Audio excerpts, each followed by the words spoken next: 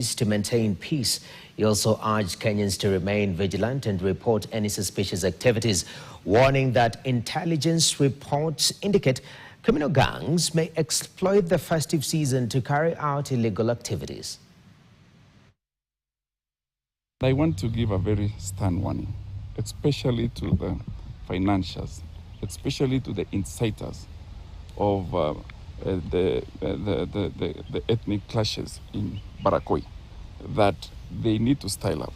We are profiling them, and very soon the Regional Security Committee are heading there, and all those people that are part and parcel of that criminal situation in critical situation in Angata Barikoi, they should desist. We want people to live peacefully.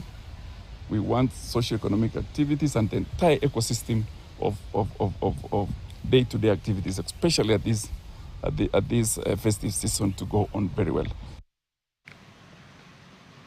A multi-agency security team in Mombasa has assured residents and visitors of their safety following intensified operations that have led to the arrest of 120 rowdy youths linked to Panga gang activities and the neutralization of 2 criminal gangs in Likoni.